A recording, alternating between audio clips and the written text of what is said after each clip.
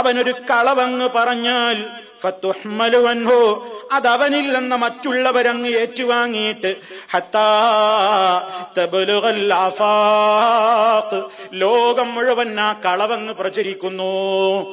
അങ്ങനെ ലോകം മുഴുവൻ കളവ് പ്രചരിപ്പിക്കുന്ന, അല്ലെങ്കിൽ ലോകം മുഴുവൻ കളവ് എത്തിക്കാനുള്ള സംവിധാനങ്ങളുള്ള, ആ രൂപത്തിൽ കളവ് മാത്രം പറഞ്ഞുകൊണ്ട് നടക്കുന്ന അത്തരത്തിലുള്ള ആളുകളാണത്. അങ്ങനെ അവൻ ഉപയോഗപ്പെടുത്തിയത് അതിന്റെ തലയല്ലേ, അവന്റെ വായയല്ലേ, ആ നിലക്കതാ അത് കീറി മുറിക്കപ്പെടുകയാണ്. ഫയുസ്നഉ ബിഹി, ഇവനെ കൊണ്ട് ഇങ്ങനെ ചെയ്യപ്പെടുന്നതാണ്. മാറഅയ്ത, താങ്കൾ കണ്ടില്ലേ, ആ ശിക്ഷ ഏതാനും ദിവസത്തേക്കല്ല, ഏതാനും മണിക്കൂറുകളിലേക്കല്ല, ഏതാനും വർഷത്തേക്കുമല്ല, ആ ശിക്ഷ അയാൾക്ക് ലഭിച്ചുകൊണ്ടിരിക്കുകയാണ്. ഇലാ യൗമിൽ ഖിയാമ, അന്ത്യനാള് വരെ.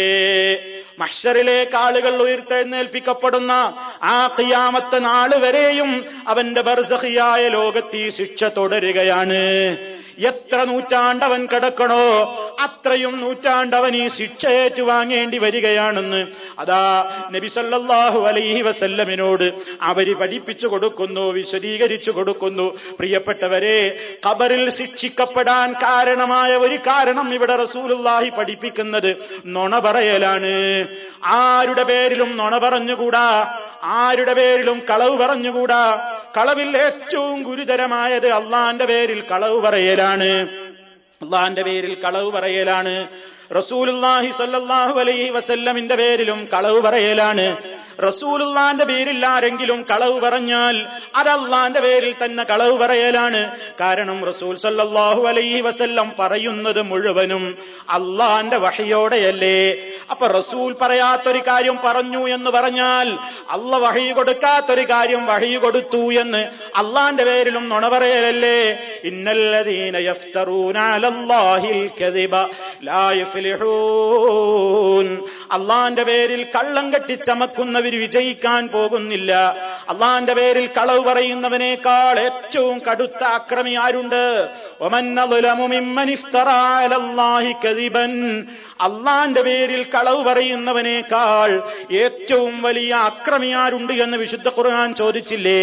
നബി സല്ലല്ലാഹു അലൈഹി വസല്ലമും പറഞ്ഞില്ലേ, മൻ ഖാല അലയ്യ മാ ലം അഖുൽ ഫൽയതബവ്വ മഖ്അദഹു മിനന്നാർ, ഞാൻ പറയാത്തത് ഞാൻ പറഞ്ഞു എന്ന് എന്റെ പേരിൽ ആരെങ്കിലും പറഞ്ഞാൽ അവൻ നരകത്തിൽ അവന്റെ ഇരിപ്പിടം ഉറപ്പിച്ചുകൊള്ളട്ടെ, അവൻ ഉറപ്പിച്ചുകൊള്ളട്ടെ എന്ന് നബി സല്ലല്ലാഹു അലൈഹി വസല്ലം പറയാണ്. മൻ കദബ അലയ്യ മുതഅമ്മിദൻ, മനഃപൂർവ്വം എന്റെ പേരിൽ ഒരാൾ കള്ളം പറഞ്ഞാൽ നരകത്തിൽ അവന്റെ ഇരിപ്പിടം അവൻ ഓർത്തുകൊള്ളട്ടെ. എത്രത്തോളം ആ വിഷയത്തിൽ ഗൗരവമുണ്ടെന്നോ, ഒരു ഹദീസ് ദഈഫാണെന്ന് മനസ്സിലായാൽ ആ ഹദീസ് ദുർബലമാണെന്ന് പറഞ്ഞുകൊണ്ടല്ലാതെ ഒരു ഹദീസ് പറയാൻ പാടില്ല. ഒരു ഹദീസ് കള്ളമാണെന്ന് മനസ്സിലായാൽ അതിനെപ്പറ്റി പറയുന്നുണ്ടെങ്കിൽ ആ ഹദീസ് കള്ളമാണെന്ന് പറഞ്ഞിട്ടില്ലെങ്കിൽ ആ പ്രചരിപ്പിച്ചവര് മുഴുവനും ഈ കള്ളം പറഞ്ഞവരുടെ ലിസ്റ്റിൽ തന്നെയാണ് പെടുക എന്ന അർത്ഥത്തിൽ റസൂലുള്ളാഹി സ്വല്ലല്ലാഹു അലൈഹി വസല്ലം മുന്നറിയിപ്പ് നൽകിയിട്ടുണ്ട്.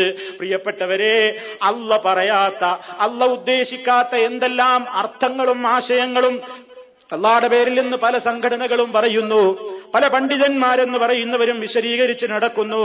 റസൂൽ സല്ലല്ലാഹു അലൈഹി വസല്ലം പറഞ്ഞിട്ടില്ലാത്ത എത്രയോ കാര്യങ്ങൾ റസൂലുള്ളാഹി എന്ന് തലക്കൽ ഫിറ്റ് ചെയ്തുകൊണ്ട് എത്ര ആളുകളാണ് പ്രചരിപ്പിച്ചു കൊണ്ടിരിക്കുന്നത്.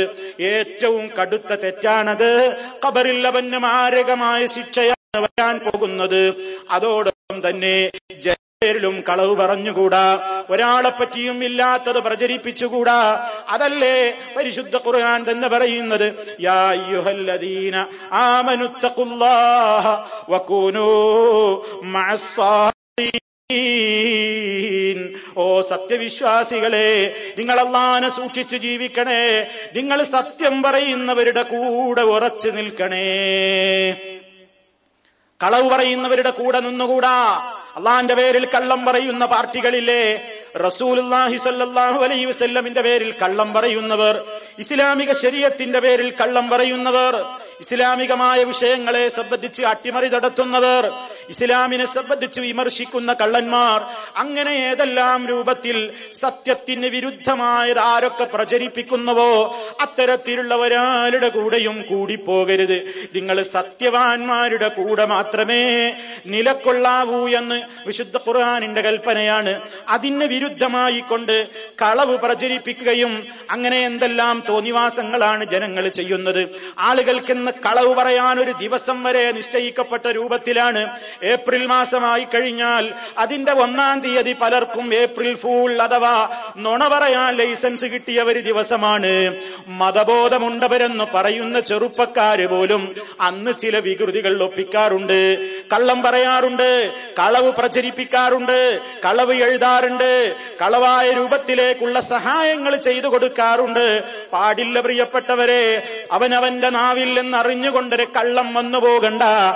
ഈ ഉപയോഗപ്പെടുത്തിയിട്ടുള്ള നിന്റെ ശരീരത്തിലെ അതാ ഈ ചിരിഭാഗം, അവന്റെ വായഭാഗം ഇതാ കൂർത്തുമൂർത്ത മുള്ളുകളുള്ള അഥവാ ഇരുമ്പിന്റെ കൊടിലുകൾ കൊണ്ട് വലിച്ചു കീറപ്പെടുന്ന ശിക്ഷ അവനതാ അവന്റെ ബർസഖിയായ ജീവിതത്തിൽ